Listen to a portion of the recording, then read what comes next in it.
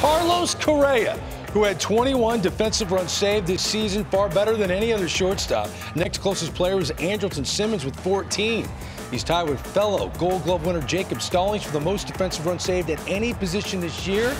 He also led the major leagues in defensive WAR with 2.9, and he joins this list. Again, the Platinum Glove has been handed out since 2011. You see names like Gordon, Chapman with 2, Byron Buxton, Lindor, the only other shortstop to claim this honor, and Carlos Correa, who's 27 years young, who was right here when he was, what, 17 years old? Oh, baby, in Studio 42, Thank you, Mr. the night he got drafted in 2012. Now he's a Platinum Glove winner, and he joins us now on MLB Network. Carlos, congratulations. What does an award like this, stating that you are the best defensive player in your league, mean to you? Thank you, brother. It really means a lot, man. It speaks volumes of the group of guys I just have around me. It's really hard to win an award like this with a great first baseman like Yuli Gurriel, who also happened to win the Gold Glove this year. He was huge out there for me. You know, great help all around. Then having Bregman on my right side and then Altuve on the left side covering a lot of ground, they just made my job a lot easier. So I got to thank them for this award. Carlos, I want to ask you a little bit of, your headset, your mindset going into the offseason. I know you're a student of the game. I know you understand analytics. But at what point in time did you say, I got to get better? I got to get better at this defensive runs. Obviously, we know you led the league in defensive run saves with 21. But at what point did you say, I can win this, man? I can be that guy that everybody can just lean on when it comes to defense? I think it was last year. I was a Gold Glove finalist, and I didn't end up winning it. And then, I went to the Astros analytics, and I asked for more information. I said, why didn't I win it? What can I do to win a Gold Glove? What can I do to get better defensively? What metrics should I look at?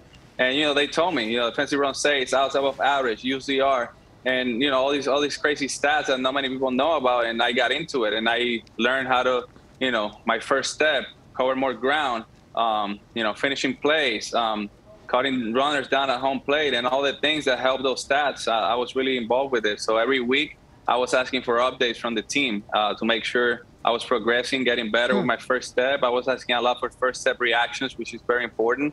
And, just kept getting better throughout the year. Carlos, the metrics are great. We all understand them, see them, and know it. But we also have an eye test. And you can look across the diamond and know who can play and who can't.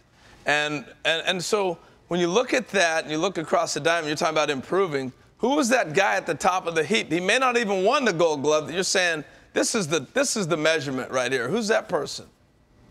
Yeah, I've always looked up to Andrelton Simmons. I think he's one of the best defensive shortstops to ever play the game.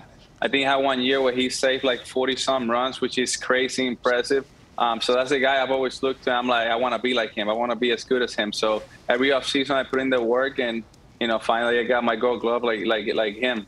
Well, the other thing, too, is talk about Simmons, talk about the arm. That's the first thing you think about. When I see you, I think about your arm. So when did you know, at what age, where you had that rocket arm? And then I want to ask you a second part of the question is trying to equate the body movements into making that arm even as efficient as it could possibly be. Yeah, so when I was in little leagues, I used to pitch a lot. I was a shortstop and a pitcher. And, my dad, every time I played catch with him, he either wanted me to hit him on the face or the chest. So we'll play this game where the chest was 1 point, the face was 2 points. So every time we played catch, it was just, yeah, it was not a normal, just a game of playing catch. It was more competitive. So ever since I was little, I was accurate because my dad always forced me to either hit the face or the chest. And, I've done that my entire career. Every time I'm playing catch, every time I'm taking an infield, I take every throw serious, and I tell the guys on the team, I said, there's no excuse to make a bad throw during practice, because then when the game speeds up, that's where the errors come. So in practice, we try to make perfect throws all around. All right, I'm going to turn it over to Yonder and Greg in a second, but I got to ask you this real quick. Best throw that you had this year? Ooh, I got to say there was a game against Arizona. The ball hit ricochet off the Crawford box, and then Chas McCormick gave it to me. I gunned the runner down at home. My boy Lance McCullers was pitching. That was one of my favorite ones. I remember that. Like that. That's a good one. I like that. I'm going to ask him a question in Spanish, because I think, he means so much to, obviously, the Latin community in Houston, Latin community in baseball, but especially Puerto Rico. And, you were talking about your dad. Tú estabas hablando de tu papá. y lo que él significa para ti. Pero yo sé que hay mucha gente en Puerto Rico y donde tú eres, tus amigos, tu familia, que significan que este premio es bien grande para ti. ¿Qué tú le quisieras decir a ellos? A mi familia, a mis amistades, a todo Puerto Rico, quisiera decirles que gracias por su apoyo, gracias por todo lo que han hecho por mí. A Yamil Rivera, cuando era pequeño, me enseñó a jugar defensa a temprana edad, a los 7 años. Y a todas las personas que han aportado a mi carrera y me han apoyado en todo momento, gracias de verdad, desde el fondo de mi corazón. He wants to thank Yamil Riveras for helping him out, obviously, when he was younger, at 7 years old, taking ground balls with him, extra work, obviously, to his family, his friends, everybody in Puerto Rico. This award is very, very special to him and obviously everybody that has something to do with it. You know, Carlos, you point out so many other people when you have an individual honor like this, but earlier in the show, we saw the Houston Astros take home the Team Defense Platinum Award. What does it mean to your group when you guys found out that you're the best defensive team in the American League? I remember, it means a lot, brother. I remember in spring training, first day of spring training, we were grabbing an infield, and, you know, I gathered all the other players, and I said, guys, I just got one goal for each one of you. Let's just be the best defensive team in the big leagues. We know we can hit.